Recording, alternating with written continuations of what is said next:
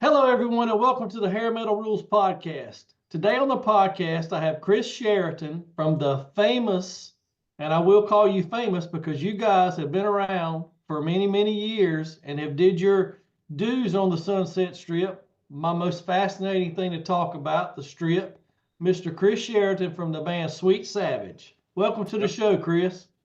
Great to be here, Jeremy. Thanks for having me on. I just I started doing the Hair Metal Rules podcast probably about a year and a half ago. It was just an idea because I've always been a huge fan of hair metal, glam rock, sleaze rock, anything that had to do with the Sunset Strip. And I had an idea a couple of weeks ago. There's so many bands out there like the Sweet Savage. I recently talked to Brian Harrison from the band Dirty Rhythm. They were a smaller band, and Chuck Oney, he was in a band on the East Coast, and Yeah, from I thought to Ohio. I know myself, there Chuck. was there were so many bands that were out there that flew under the radar for the majority of the 80s. They didn't get the Motley Crue status, they didn't get the Poison status, but I think the bands like Sweet Savage, Leatherwolf, Hitman, Heaven's Edge, Hurricane Alice, these kind of bands probably meant more to me during my high school days than the Warrants and the Rats and the Dawkins. You guys made such incredible music, and but your names aren't thrown out there in categories that they should be, in my personal opinion. So I call it the Under the Radar podcast because you guys flew under the radar, but were so huge and made your own impacts on the 80s era and the Sunset Strip. Not all of them, not all everyone was from the Sunset Strip. I get it. East Coast had their own thing going to West Coast, but you guys have made your own impacts, and they were major, but people just don't realize it. Yeah, well, we were probably the biggest unsigned band of the era. Right. Emphasis on unsigned. We never really signed a deal, large or small. But we weren't limited to the strip. You see, you could only play once a month on the strip. You couldn't play like Gazzari's and then play the Whiskey the next week. They wanted a little bit of space. Plus, there was a lot of bands. Well, we had a truck and we were from Texas. The band, even though we started in Ohio growing up, we started the band actually in Texas. And there was such a huge market there, Dallas, Houston, Fort Worth. What we would do is we would play a gig on the strip. And then the next day we'd load up in the truck and fly out to Dallas and then play for 2 or 3 weeks, make some money, and then come back. And we've been playing 5 nights a week, 2 sets a night, and we're all charged up. We don't need to rehearse or anything. And then, with a slight margin, we get back and then play the next show that was booked. So we weren't limited to the strip, even though we moved there and we became kind of a de facto strip band. We were more than that, before then. And even during those times, we were taking off and heading back to Texas or Ohio, play the Alrosaville or something, and make some bank, and then head back out to LA. I I th- I've been reading a lot about you guys. I've listened to your music. I'm gonna tell you. I told this to Brian Harrison from the Dirty Rhythm Man. First time I ever heard actual recordings of Sweet Savage, and I'm not ashamed to say it, was probably about 30 years ago. We had this thing called Napster. You remember Yeah, Napster, right? yeah, yeah. All right, and there was a guy on there that had his own little portal, and he had all kinds of bands. And I have seen pictures of you guys before. I have seen your names because I used to love getting BAM magazine and was it Rock City News? Rock City, yeah. I used to buy those things off of eBay because being from the East Coast, I mean you didn't get those things around here, but seeing you guys in magazines and all, and that's I had one of the magazines and I was on the Napster site and I was looking different band names up, and a lot of the bands were on indie labels, and how they got some of your music, some of these guys' music, I have no idea because some of you at that time, 30 years ago, you had the independent records out, but some of these guys never really had a record on print per se. But I don't know if it was some of it was raw stuff. Maybe somebody recorded at the at a club at a show. But it's just intriguing. So that's how I got it. I became a fan of a lot of the bands from that era that, well, like I say, were the under the radar kind of bands. Oh, that's great. Well, I know Napster got a lot of flack for pirating and thing, but Right. for me, it was like, well, at least the music's getting out there. People can hear it. Bands are being heard again, introduced to the first time, sometimes like you. So, I'm big on share. Now, I think artists should get paid more than they, Sure. do. I think they should get paid what they deserve. But you also got to get your music out there. And we didn't have YouTube or anything like that back then. So, Exactly. now it's a lot easier. I think it's easier to get paid and it's easier to get the music out. But hey, whatever it takes, especially those dark areas like the kind of mid 90s to, mid to early 2000s, this kind of music wasn't really all that popular and it was kind of hard to find. And of course, it's in full swing now. This is amazing. It's like a renaissance. All these bands are back out there playing again. Some of them are probably doing better, or at least as good as they did back then. They're having like a whole second life. It's just really great to see, and the bands are good. Every single band I've seen, like Lita Ford and Wasp recently, Winger. I mean, they were good to begin with, but they're not just out there being like, oh, has-beens, or well, just prop them Sure. up and they'll play a few songs. No, they're out there, they're hungry, they're sweating, they're rocking, they're in your face, they're doing what they need to do, and people in the audience are like of all ages. So it's just it's really great to see right now. Well, I'm glad there's a resurgence of the music. We'll talk about this later on, but me and my wife, we go to M3 every year, and I get to see so many bands that I have listened to for 30 years that I never saw them before. I never saw them in concerts, and it may only be one or two original players, but they're still out there. They're not playing the newest album they released that's really not doing that well. They're going out there playing the stuff that people have loved them for all these years. And I think it's great. I saw Lita Ford for the first time years ago. Who didn't think Lita Ford was the hottest ticket alive when I was 16 years old, Yeah. looking in Rip magazine, and there she is. You're finally seeing her play. Yngwie Malmsteen is a person that I loved his music, and I finally got to see him. But anyway, tell me, you guys started out in Texas. You have Well, a we brother, started the band in Texas. We right? grew up in Ohio Ohio. and we cut our teeth in the clubs in Columbus, like the Alrosa Villa and some other notorious places. Right. There were bands like the Gods and Rosie. They were really big local bands, so we could kind of peer behind the curtain and see what they were doing. When you go to a concert, it's so slick and produced. And plus, as a kid, you're like, you're more into the show. But when you go into a club and seeing a band that's, a little bit older, has a little more experience and a lot more professional, you can see the little things they did. Like the crew would wear dark t-shirts instead of white t-shirts, and they'd put the scrim in front of the drum riser and stand off to the side and have the intro tape and make sure it's black. Don't come out and hang out with your friends before you go on. Like if you're playing two sets, come out after the first set. In between Right. sets, have a beer with your buddies, fine. But the first time people should see you in the club is please welcome, and then you come on. So little touches like that, we're just able to eat up and go, oh yeah, that's what they're doing. And so we had all this experience. By the time we started the band, we'd been playing together about 5 years anyway. So everybody moved to Dallas and we started the band, and it was such an incredible music scene in Dallas.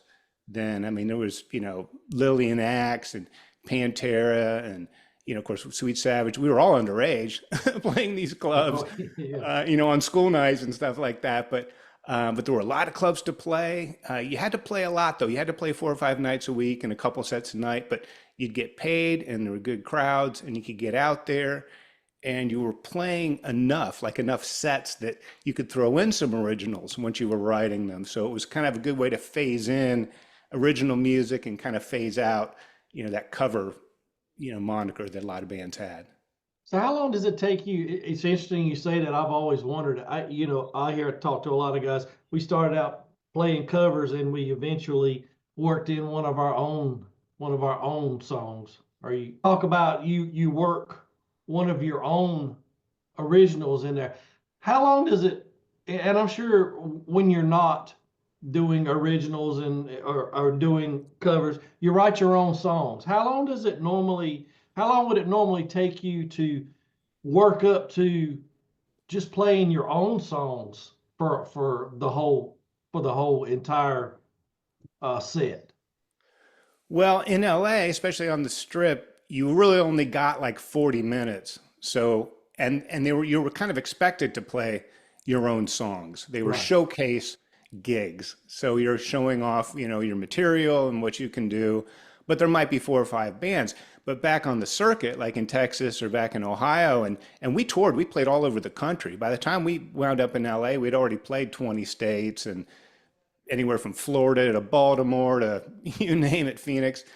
And but you had to cover your bases. I mean, you had to throw in some more tunes, and so with two 1 hour sets, we would just throw in. We would work a song up like in the hotel room, and then the next day we'd rehearse it a couple times at sound check, and then play it that night. So it's kind of trial by fire. You just kind of throw it in there.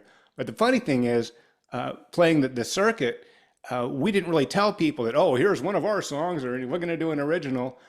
People thought that some of our originals were cover tunes, and we'd also play some deep cuts. When we did do a cover tune, we wouldn't play rock and roll or, Living After Midnight or something like Right. that. Or Highway to Hell. We do like Girls Got Rhythm or Touch Too Much, little deeper. And some songs, even like Draw the Line, some people thought that was our song.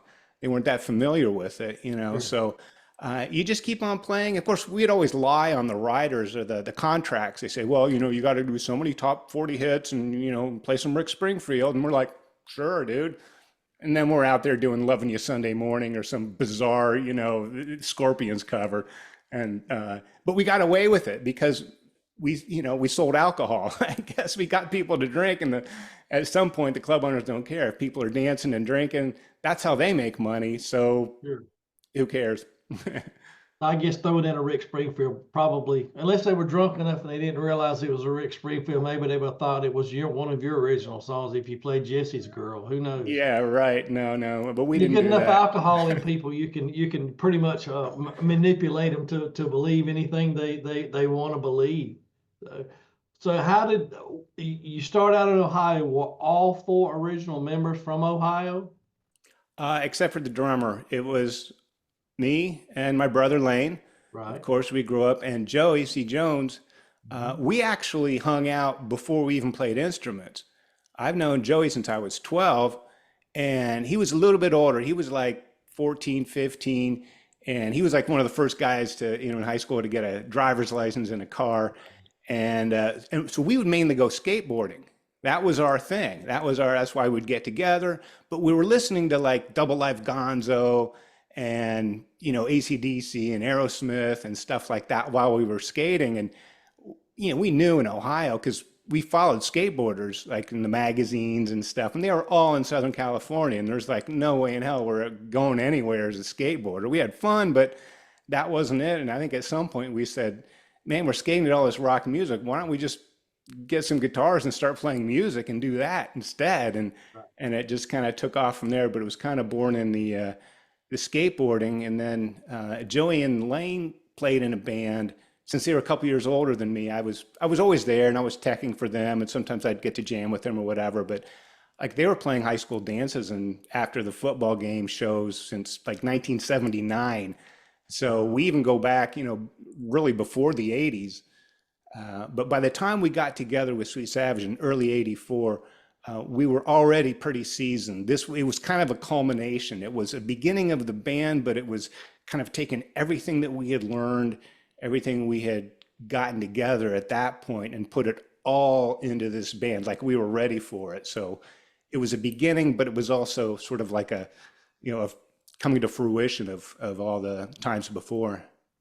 Well, what got you interested in? I know if you everybody has their own way of how they got into listening to rock music. The first hair metal I ever heard was Cinderella's Night Songs in like 86.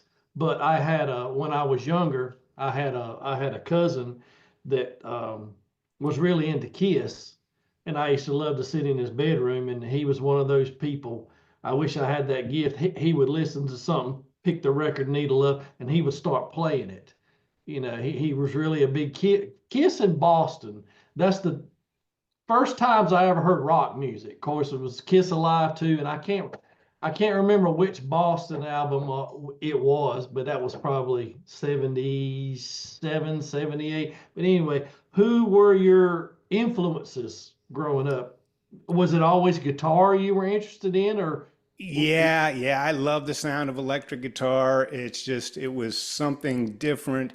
And Kiss was probably a gateway drug. I mean, we were into music, but Kiss was kind of like, had the image and it had the sound, and it was other than, you know what I mean? It's like we had Eagles and we had, all these oh yeah, kind of 70s bands, but here was something different.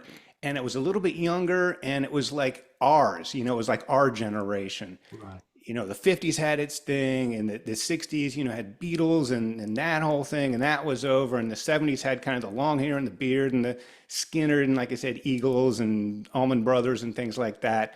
Great rock, great guitar work, excellent songs. But we wanted our thing, and Kiss was sort of the thing that got, although they were very extreme with the makeup and it wasn't really realistic to follow in that. But as far as, having a professional show where you're jumping up and down, you're moving, you got the long hair, and you're putting on a show. Like when you go to a movie or something, you want to see explosions or high drama or, goofy comedy. You want to see something you don't really see in everyday life. And that's how we always felt music to be, because the 70s there were so many good live records in the hmm 70s, right, Kiss Alive and then Kiss Alive 2. But if Frampton Comes Alive, there was, even Priest, Unleashed in the East, or Made in Japan, I guess. Or that's Maiden. Maiden came out. That was maybe 80, 81. yeah, But it was all about playing live. And then we didn't have MTV, but we had Don Kirshner's rock concert, or Midnight Special. And that's how we got to see Aerosmith and AC/DC long before like AC/DC's big, long before Highway to Hell. We were right. like, wow, this is cool. And it was underground, but it was really popular with, all of us. And we just wanted to do long hair, loud, stacks of Marshalls, jump up and down, in your face, power rock and roll, but also with a melody. I mean, like, like Nugent and stuff. I mean, it's hard rocking, but, Cat Scratch Fever, you can sing along with these songs. It wasn't thrash or something. It was very almost commercial or commercial-ish enough that you might get a little radio play, but they were songs. It wasn't just about the guitar wizardry or something. As Right, right. it's playing a song that you could enjoy. I love. I would call it what you just said. So, rock music with a melody. There were a lot of bands in the 80s that, I mean, you had this one look like this one look like that one, yada yada. But there were some very talented bands that had harmonies and melodies, and they say call it arena rock. I don't really consider arena rock, but I mean, you're gonna throw your fist up in there, but something you. I'm the kind of person that when I get an album, it's not the one you saw on the MTV, the song. It's not this. There's so many other songs on an album that people don't get past the look what the cat dragged in, or every rose has its thorn. There's so many other songs on there, and if I ever found one that I caught myself, it's stuck in my head, I'm singing the melody. Those are the songs that I really gravitated to off of particular albums. And it's like what you said, you wanted to get up on stage, you wanted melody in it, you wanted And there's nothing better than watching a band that keeps you captivated the whole time you're up there, and you're just not, okay, well, hope they get that song over with, or what are they going to play next? Yeah. They keep, you've been to concerts like that. It's like, just can they please play Pour Some Sugar on Me, or can they please play, well, whatever. But when from start to finish, if your jaws kind of open a little bit through the whole thing, whether you particularly like that song or not, it's the showmanship, it's the moves on the stage, it's the engagement of the crowd. That's what I thought was so cool about the whole 80s experience. There was some extravagant bands out there, and I know a lot of them, they had their own gimmicks, like Wasp had a type of gimmick. Warrant, you watch videos of them and they're doing everything in sync on the stage and that kind of thing. But you're right, keeping an audience engaged is the neatest thing about any kind of band, in my opinion. Yeah, well, playing live was really what it was about. Again, it was before MTV, and of course later that became more of a thing. But even when MTV was happening, videos were very, very expensive, and they weren't very good in a lot of ways. Right. Yeah. What was good was Don Kirshner's rock concert and Midnight Special and Cal Jam 2 and things, because it was really just the band playing live. And that's what we want. You want to see the guys, you want to see the moves, you want to hear the song. But yeah, you're right, man. No fillers, I mean, if it's a slow song and okay, then the next one will be fast. Or if it's Right. maybe one that's not really your favorite, the next one will be. But it was never like, gaps or anything. You're just waiting for the next thing. And because everything was so live oriented, the albums themselves had like, an opener, and then there would be like a hit song, and then there'd be kind of maybe a slow one, then maybe a ballad, and then another kicker. You had that kind of up and down, flow that you would have in a concert. It can't just be all, unless you're in a punk Sure. show or something. Yeah. But then you have like, it's like almost telling a story, or like an album. They used to be called albums, where it was like a photo album. Like from beginning to end, each album had its own kind of identity, its own feel, its own look, and in some cases, really kind of its own sound or sub sound of that band or that era. That oh yeah, this is something from the Mutt Lange era, from Def Right. Leppard, or the different guitar player.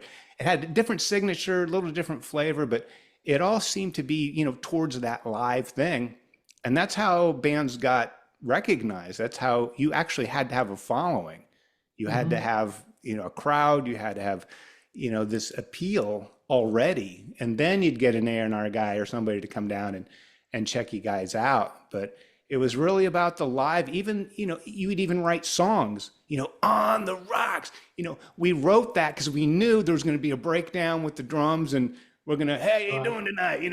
On the what? On the rocks. It's part of the hey, ain't talking about love. That was written for live. That wasn't written for the studio. That's True. with that in mind, because that's what people want. They want that aliveness and that vibrant, energy that I thought really was the hallmark of that era and those bands and those songs, was that raw yet polished in another way, just full energy that kept kept your adrenaline going throughout the whole time. Well, see, you explain something to me that I never really thought about. I'm not a musician, so I don't know what it's like to write songs. I don't know what it's like to write melodies. I don't know what it's like to put everything together. But I see your point. I mean, I guess when you're writing songs to perform, and you're right. You want to write a song that you're going to slow the whole tempo down. You're going to engage. This is a song we're going to engage the audience in. We're going to play the drums for a couple of seconds. We're going to talk to the audience. When I say this, you say that. To sing the words, and now that you say that, there's so many songs running through my head that I'm like, that's probably that I have seen in concert. It's probably why they played that song at a particular point in their concerts, because you're gonna get some audience engagement Yeah, and it into gives your the band a show. break too. True, You true. slow it Yeah, down, you can like that's take a true. drink and just chill Yeah, out. How you doing? Oh, great. Tuning your gives the guitar drummer or a chance whatever. to for because his arms are probably like jelly. Your fingers are probably. I don't understand. I don't. I know it's through years and years of playing and playing, but I just would think your fingers would just get cramps from playing a guitar and doing what you do. But it's, I guess, it's conditioning. You're used to doing it. Yeah. It's like putting on playing a guitar to use like tying tennis shoes to me. It's just something you've done for so long. It's just second hat, I guess you could say. Well, and it's like a sports game too. Like athletes, when you're in the middle of the game, if you're injured or at least injured not so bad that you can still Sure. play, adrenaline kicks in. You've got Right. the team, you've got the band. We got to finish the show. Right.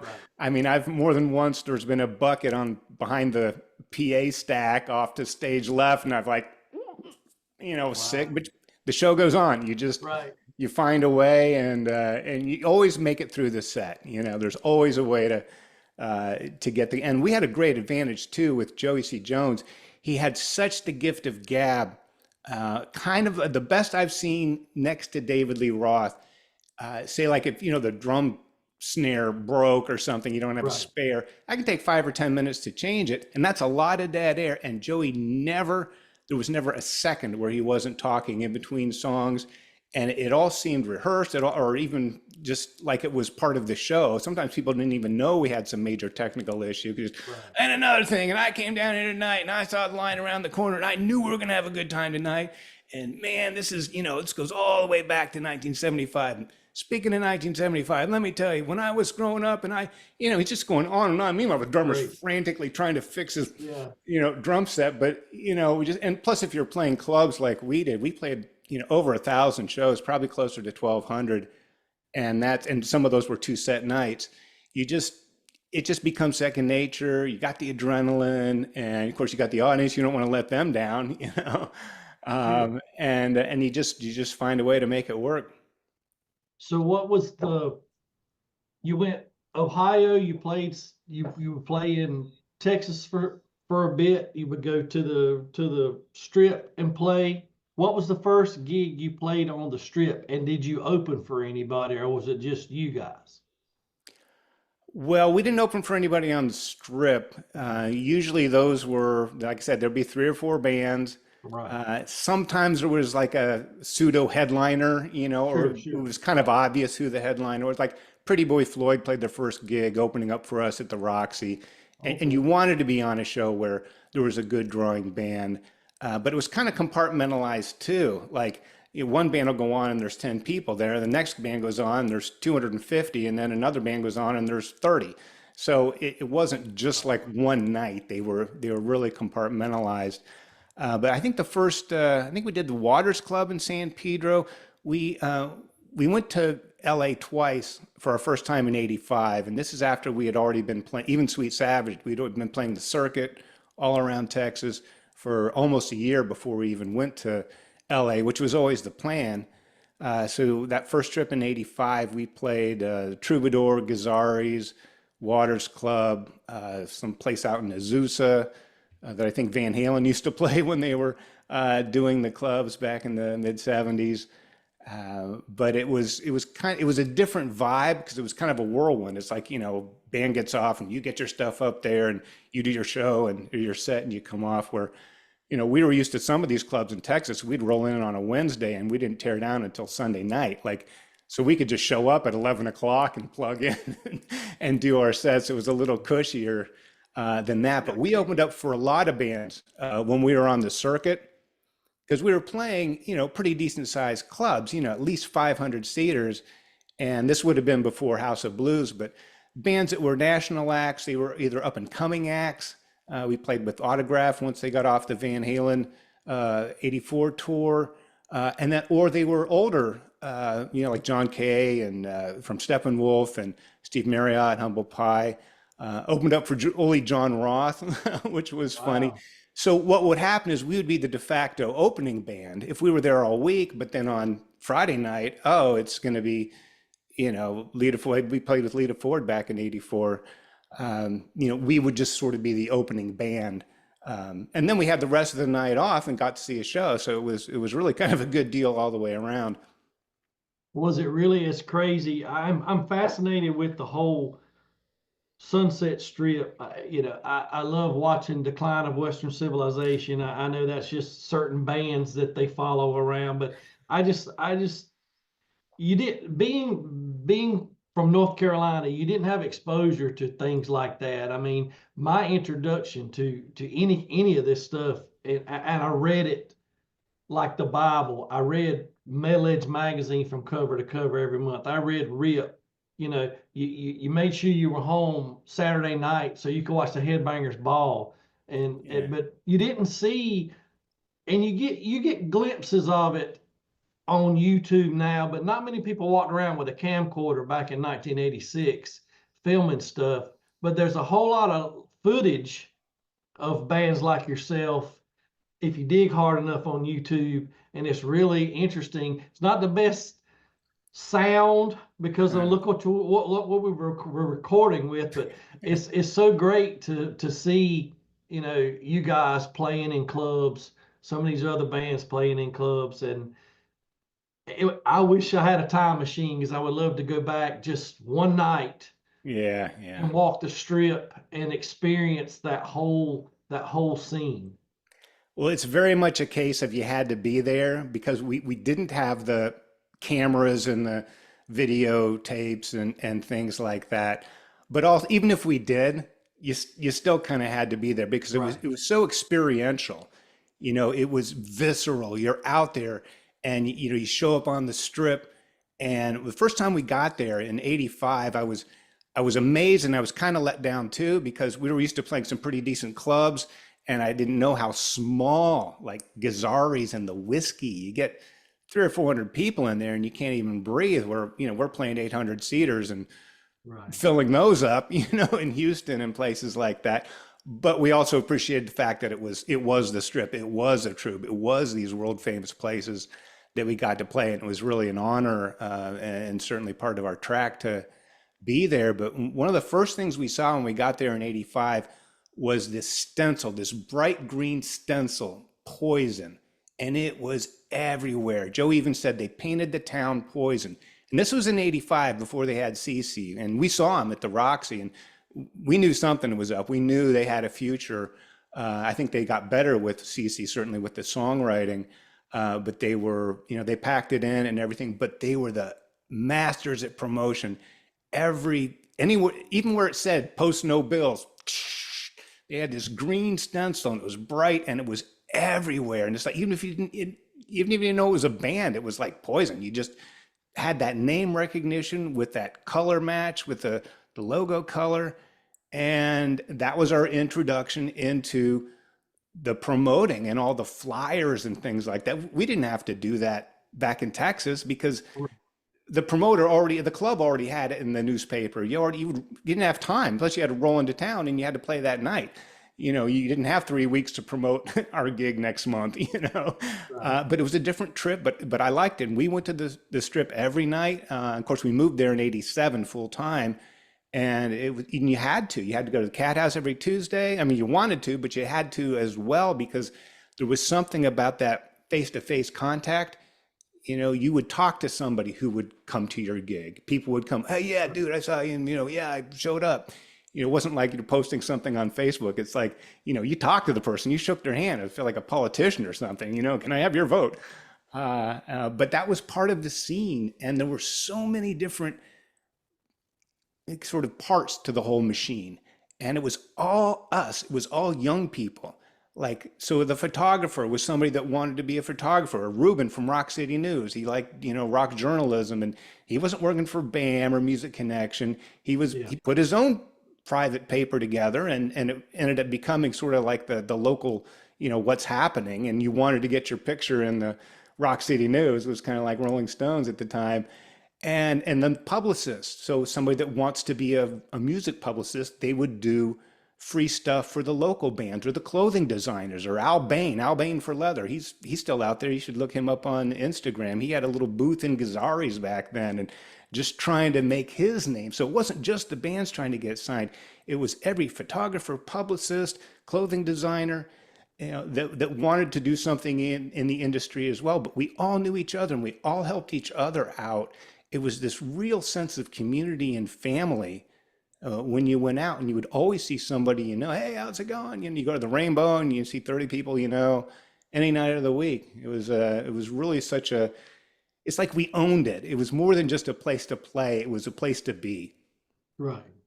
It seems like I've talked to a lot of people, I was always under the impression, the scene back then was it was dog eat dog. I'm gonna climb over your back. I'm gonna climb over your back. But the more people I talk to, it's like you just said. It was more like a brotherhood, a community. Like you say, you're helping each other out as opposed to, well, I'm gonna sabotage this guy. We're gonna one up this guy. But when you're out there playing, a lot of guys, if your amp went out, somebody's there to lend you one because they all want to see you all succeed, because you were all, like you said, you go somewhere and you meet 30 people that you know from shows or other bands and all. And I guess you just get the wrong kind of,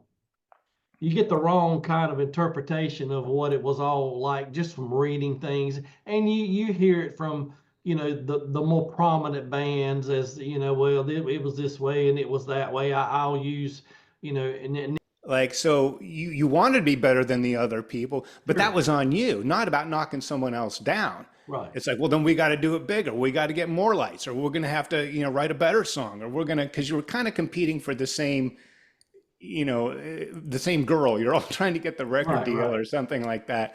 And yeah, you really, I don't think there was too much backstabbing or things like that. And interesting, you say it would come from the people that actually, got the most out of that, and would have really the least reason to have that competitive thing. But yeah, we all knew each other, and like I listened to your recent podcast, or I don't know if it was recent, but with Randy O from Odin, Mhm. and he was great. We knew him. He actually almost joined the band.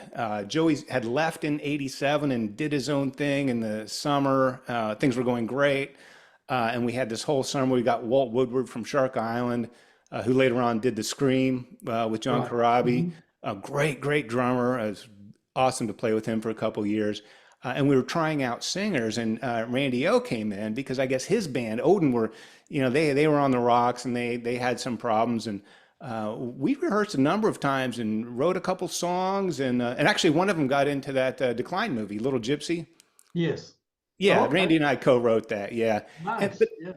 but he could have taken that and taken it to the band, and they did a version of it. They actually recorded it without really asking or without my knowledge until it came out.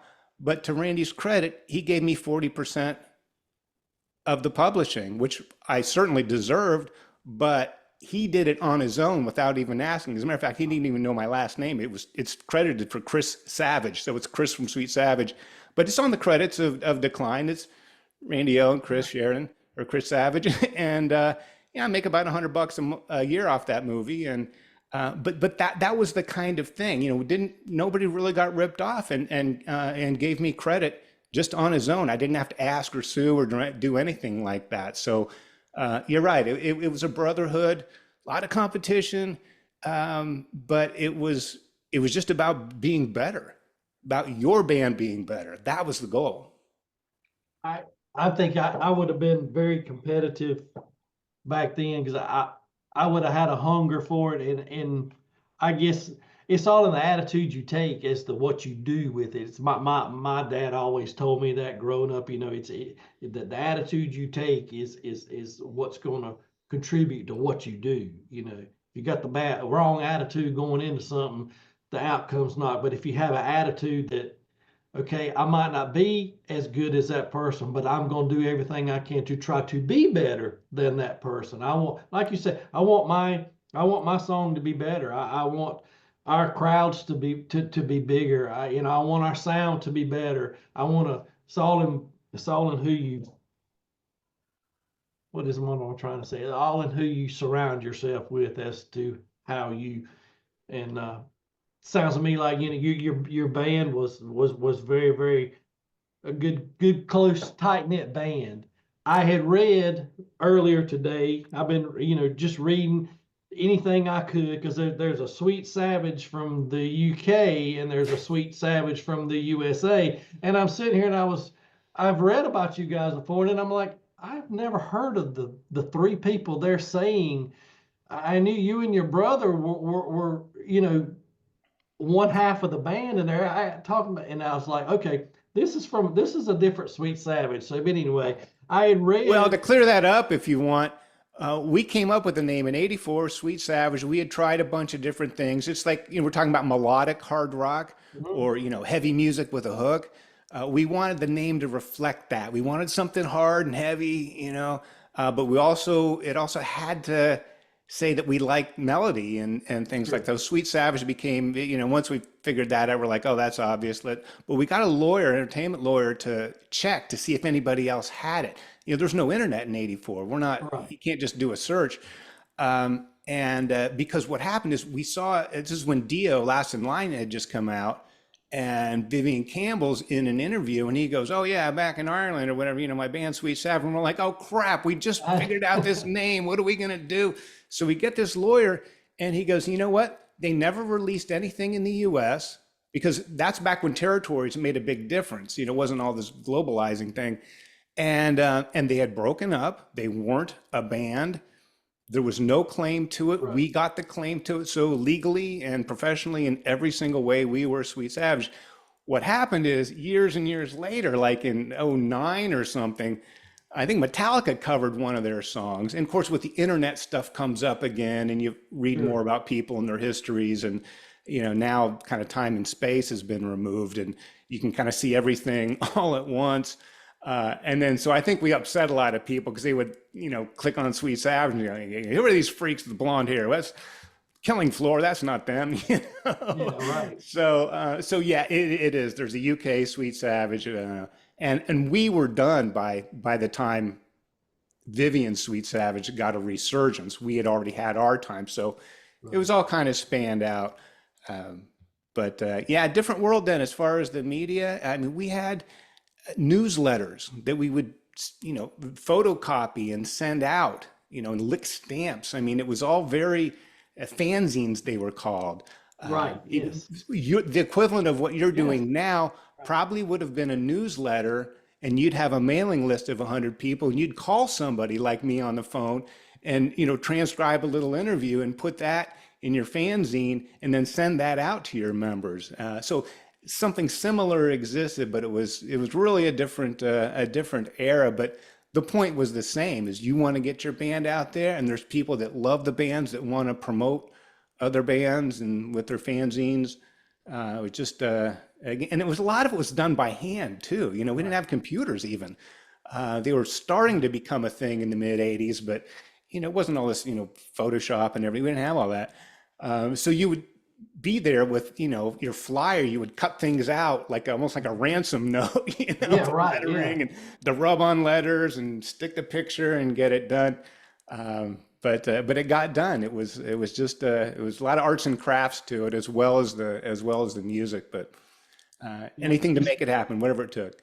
It's funny you mentioned that. I used to love to in the back of Metal Edge they would have you know hotline numbers or they would have your fan club addresses, and I used to love to send a self-addressed stamped envelope to some of these places, and you just wonder what you're going to get back. And I got a lot of those fanzines, and it would look like something Hannibal Lecter put together. But I mean, you improvised. It was actually typed on a typewriter.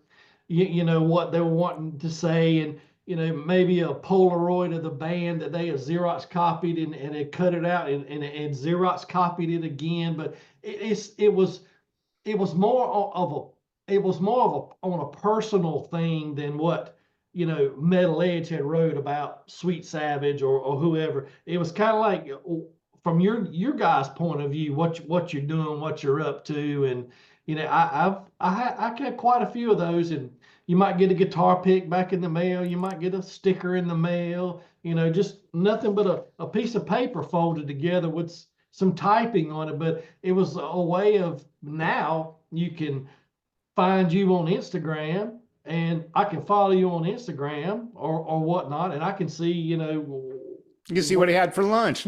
what you have for lunch. I'm sitting at the ballpark watching a ball game today. I mean, you would have killed to seen something like that. What I think the world gets to know a lot more about people nowadays, and I don't know if it's a good thing or a bad thing because some people don't put their whole life out there on social media. I'm not one to put my whole life out there. I just put what I like, music. Yeah.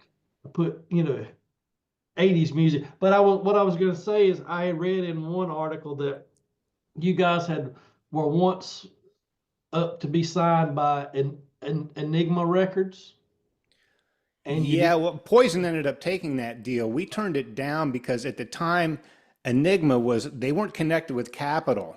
I don't Right. even think they had distribution. They actually came in the studio in '85 when we were recording our EP with Dana Strum, who produced it. We also had Robert Fleischman sing on it, and Dizzy Reed, from Hmm. GNR. He did a little bit of the keyboard things. We had they're uncredited, and I think they got paid. But anyway, there was a lot of buzz, a lot of attention with the band because, Dana Strum really helped Randy Rhoads get his audition. Hmm. Actually, he was instrumental in having that happen. So he's kind of if he brought something to the table, people would listen to him. He actually did a lot of work with Motley Crue early on with their initial Leather record when they did their independent Right. release. He kind of behind the scenes. I'm glad now he's been doing great with Slaughter for all these years. Actually, just ran into him last summer at a show, looking good, doing good. Just again, he's another one out there killing it, just sweating in Yeah. the front, going yeah in your face. They're not sandbagging. These people are working just as hard as they did 40 years ago. But Enigma came into the studio. We were like still mixing it, and they were like, "Yeah, let's do something." And we were like, "Well, shoot, if this company wants us right away, why don't we hold out a little bit? Let's release this thing. Let's get, you know, promotion and let's go fishing and see what we can get. Maybe we can get a Right. bigger fish." But in the back of my mind, I was sort of like, man, I just wanted to get something out right away. And Sure. then, but that's what Sure. Poison did. And to their credit, they actually helped make Enigma become the label it did because they sold some. And they got a very, very crappy deal financially, legally, publishing. It was really and such a they had like $30,000, which wasn't now you can do a great thing for 30,000 bucks. Back then 30,000 on 2-inch tape, that wasn't jack. You could barely get something out for 30 grand.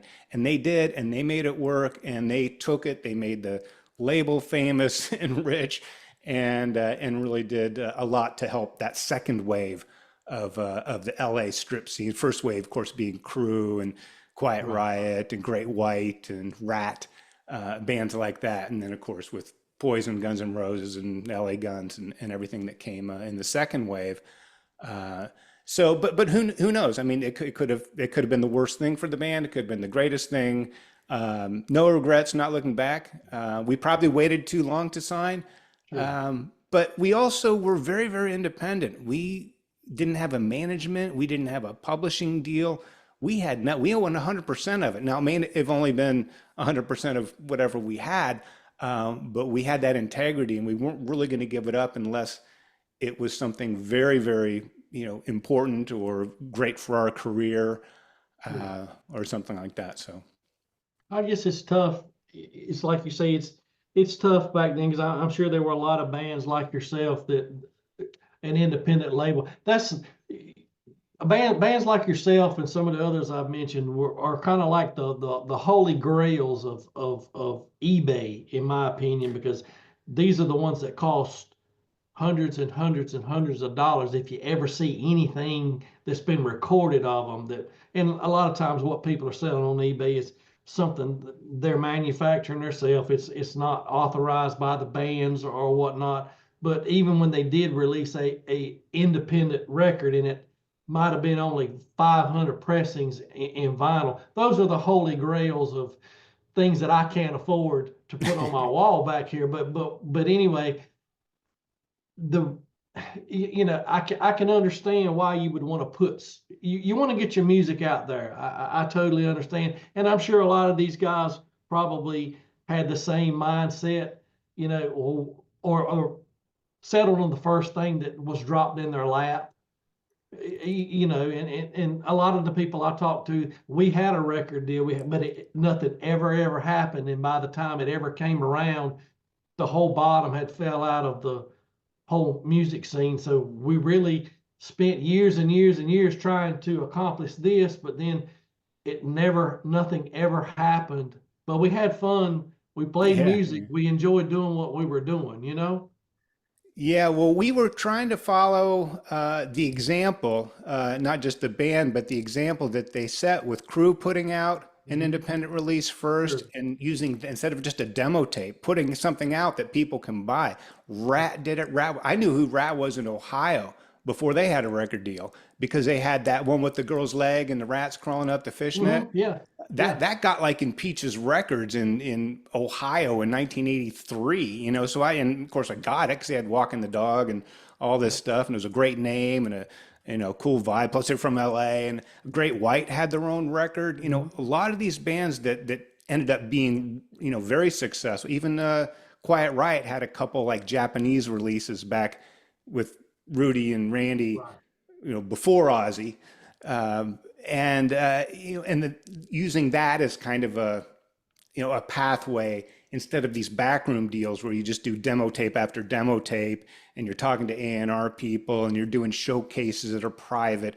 No, get the record, get the t-shirt, come to the show, and have that be the thing that elevates us, or being the pathway to it. And we also had, there were examples of where it didn't work, even with the big label deal like Black and Blue. They came out in '84, and it's like, hold on to 18. I thought, wow, these guys are cool, and it's, wow, they're on Geffen. They're gonna be huge. We love them. And then it's like album after album, they'd have a video, they would have this, and then we'd see these guys on the strip, and they're like bumming smokes off me, and I got to give them a ride home or something. It's like, what happened to your game? Oh yeah, I know, but we had to pay this back, and we're going to go out on tour, but and it was kind of like, geez, what's here? You get a great record deal, and you end up not really doing anything, and then someone else like Poison takes a very, very marginal deal and just takes it all the way. Give them a lot of credit for that. Goes crazy with it and busts wide open. Yeah. I really do like your music, sir. I Oh, enjoy. thanks. I've followed you on Instagram for a while, and Chuck Oney is who told me I should hit you up. All right. Yeah. Chuck's like great. I- He's from this- Ohio. Yeah, yep. He I asked him, I said, anybody from your connections that were in, bands like yourself and all, he's like, well, hit up Chris. See Phil, he'd probably be more than glad to, like I said, this what keeps you busy these days. Well, I'm a grandfather, so I got Nice. 2 grandkids. There you They go. have a way of keeping you young Yes, and also feeling very old at the same time because that is they correct. have so much dang energy. I'm playing, I'm working on some new material, working on that. I haven't been in a band in a while. I lost a couple singers. A couple singers I played with for a long time passed away in these last couple years. Lizzie Gray from London, going all the way back to Nikki Sixx, which was funny because when we used to play in Hollywood, we'd do Public Enemy #1, and people come up to us after the show and be like, "What are you playing a Motley Crue song for?" And it's like, that guy wrote it. Oh, yeah, With exactly. Nikki back before there was a Motley Crue, and it gets Right. lost on people. But so that's been kind of weird. But I've been working on working on some new material, getting my gear back up into shape. I got my hair going again. So I see that. really, if anybody's Nice. out there looking for awesome guitar player, I'm here. I'm ready to go. I'm camera ready, and gear's good. My chops are up. But it'll probably be more like a 3-piece, like my own kind of solo-ish kind of a Right. thing. Can't really do the old stuff, but there's a lot of riffs and grooves from back then that we never really got to record. If I have one regret from back then is that Sweet Savage didn't really follow up that EP with other demo tapes. We did one at Tito Jackson's home studio, which was kind of it's a whole story unto itself. And a couple of those songs actually were pretty good, even though we didn't have the time to do overdubs. And a couple of them were just basically live. You can hear the click, click, click. You know, they were basically scratch tracks that that we made a copy of. But yeah, it would have been nice to record some. It was a lot more expensive though, and it was a lot more difficult back then. Now you get a computer and a couple of microphones, and you can put some pretty good stuff out, or at least demo Yeah, quality yeah. stuff. Yeah. Well, I'm really glad that there are new bands up and coming because as cool as it is, and it really, really is, that M3 and Monsters of Rock Cruise and just Mhm. all over. I mean, it's LA Guns. It's everybody is out there like playing every year, and they're selling out. Their Mhm. audiences are really responding. They're not really putting out new music, but Right. the veterans can only do this for so long, and none of us thought we'd be doing it now. Back then, no way. Back in the 80s, the Stones were old. They were Right. over 40.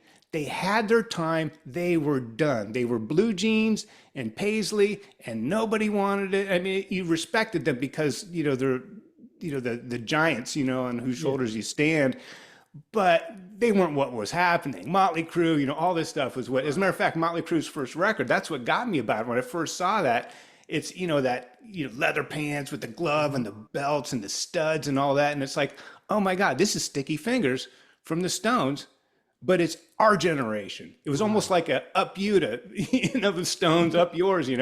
But they were so old then in their 40s. They were has-beens into our Mhm. mind because we were 20, 22, Yeah. youngsters. And then now the Stones are playing. They just won a Grammy.